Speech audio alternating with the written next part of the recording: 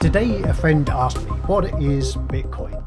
I think she was expecting a long answer. Every explanation of Bitcoin I've ever heard has gone deep into cryptography, blockchain, mining, and Satoshi Nakamoto, the cryptocurrency's semi-mythical creator. Instead, I gave my friend a short answer. What is Bitcoin? It's money. It's just that, unlike the dollars we're more familiar with, it's not issued by a government. It's issued by an algorithm. That's it.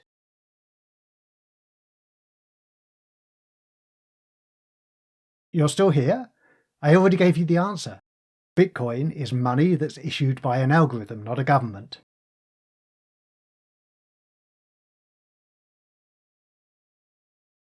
Still here? Okay. I'm really not going to go into cryptography, blockchain, mining, or Satoshi Nakamoto, but I will go a little deeper on what it means that Bitcoin is money that's issued by an algorithm, not a government. A quick disclaimer, this is not investment advice. Tangled Web is about tech, not investment. It's for information purposes only, and you should not base any investment decisions on it. Do your own research. Okay, so suppose my friend had asked me, what is the Canadian dollar? It would be weird if I started with security. I mean, there's a lot of security involved in keeping track of the Canadian dollars in my bank account. Some of it involves cryptography. When I log into my bank's website to check my balance, for example, my information is encrypted before being sent to and from my bank's computers. I'm grateful that my bank has taken care of security for me, but honestly, I don't really care how my bank has taken care of security, just as long as my bank has taken care of security. I wouldn't answer the question, what is the Canadian dollar, by saying, well, transport layer security uses long-term public and private keys to generate a short-term session key to encrypt the data flow between a client and a server authenticated using an X509 certificate.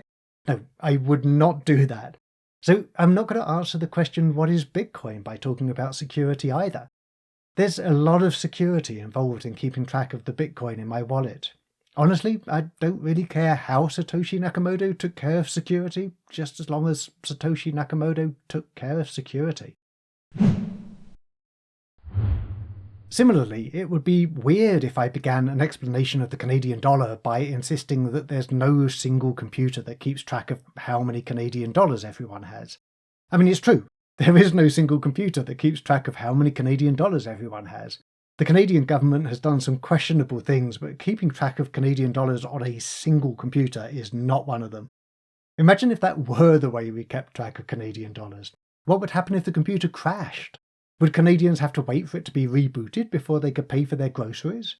What would happen if the hard drive failed? Would every Canadian suddenly be broke, their net worth reset to zero?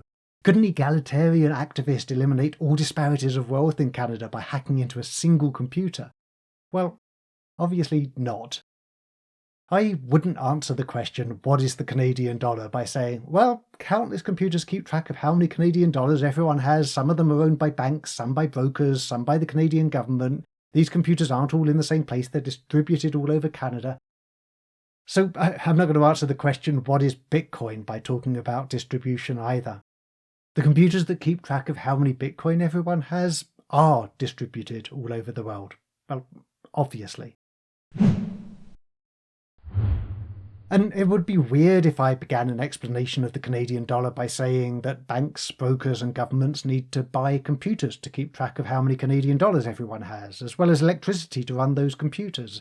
So they need to cover their costs by charging fees, commissions and taxes.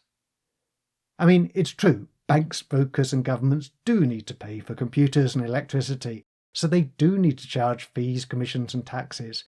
But I wouldn't talk about any of that in my answer to the question, what is the Canadian dollar? Same goes for my answer to the question, what is Bitcoin? I'm not going to talk about how Bitcoin miners are compensated for the cost of the computers and the electricity they use to keep track of how many Bitcoin everyone has.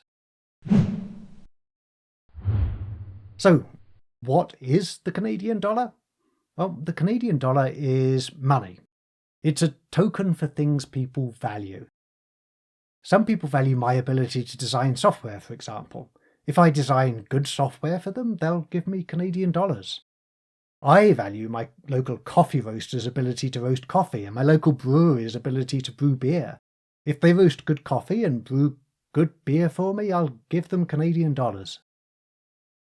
Why are the brewer, the roaster, and I so foolish as to exchange our valuable beer, coffee, and software for a token called the Canadian dollar?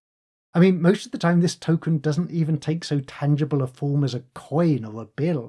It takes the intangible form of numbers on computers. Well, we're willing to exchange our beer, coffee, and software for Canadian dollars because we trust that other people too will accept these Canadian dollars as tokens for things we value. We're all willing to exchange things we value for Canadian dollars because we're all willing to exchange things we value for Canadian dollars. So where does this extraordinary trust come from? Well, it comes from the issuer of the currency. We trust that the Canadian government, which decides everything there is to decide about the Canadian dollar, will make responsible decisions. For example, the Canadian government decides how many Canadian dollars to issue, and we trust that it won't abruptly decide to issue millions more. After all, such an irresponsible decision would abruptly reduce the value of the Canadian dollars for which we've all exchanged our beer, coffee, and software. So back to Bitcoin. What is Bitcoin? Well, Bitcoin is money. It's a token for things people value. Full disclosure, I once bought some Bitcoin. I exchanged some Canadian dollars for it. Why was I so foolish as to exchange my valuable Canadian dollars for a token called Bitcoin? I mean, this token doesn't even take so tangible a form as a coin or a bill. It takes the intangible form of numbers on computers. Well, it's because I trust that other people too will accept Bitcoin as a token for things we value. Many of us are willing to exchange things we value for Bitcoin because many of us are willing to exchange things we value for Bitcoin. Again, where does this extraordinary trust come from? Well, it comes from the issuer of the currency. No, not Satoshi Nakamoto. The issuer of Bitcoin is an algorithm. By the way, an algorithm is just a precise set of instructions. You can program a computer to execute an algorithm and it'll follow those instructions. The Bitcoin algorithm is a precise set of instructions for keeping track of how many Bitcoin everyone has. We trust that this algorithm, which decides everything there is to decide about Bitcoin, will make responsible decisions. For example, the algorithm decides how many Bitcoin to issue, and we trust that it won't abruptly decide to issue millions more. After all, such an irresponsible decision would abruptly reduce the value of the Bitcoin for which I once exchanged my Canadian dollars.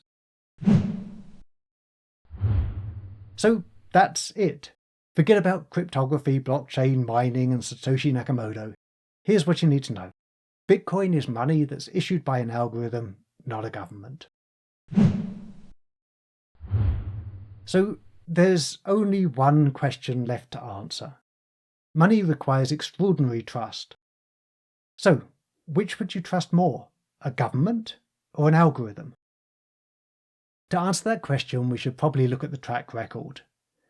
The Canadian government? Well, over the last couple of years, the Canadian government abruptly decided to issue millions more Canadian dollars.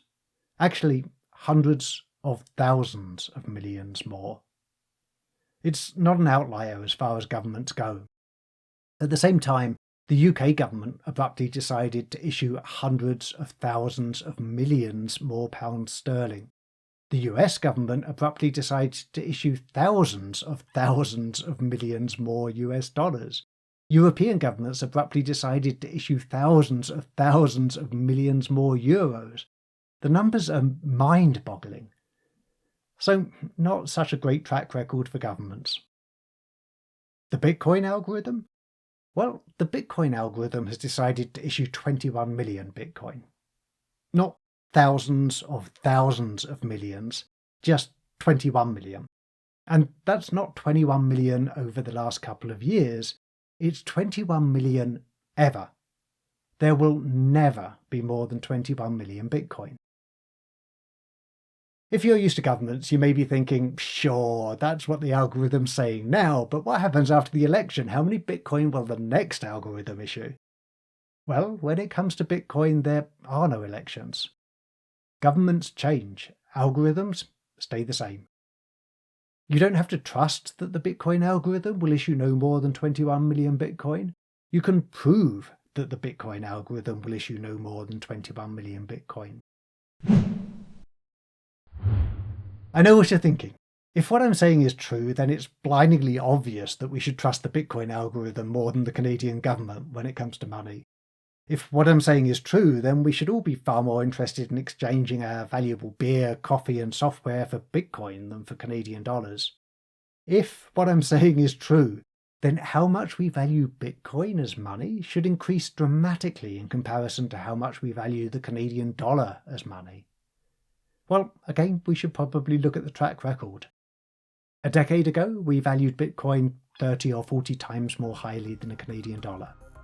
These days, we value a Bitcoin 30 or 40,000 times more highly than the Canadian dollar. That looks like a pretty dramatic increase to me. Seems we really are beginning to trust money that's issued by an algorithm more than money that's issued by a government. Thanks for listening to Tangled Web. Join me for fresh insights into the future of the web every other week. Subscribe to the free newsletter, podcast or YouTube channel at tangledweb.media. Remember, the web has only just begun.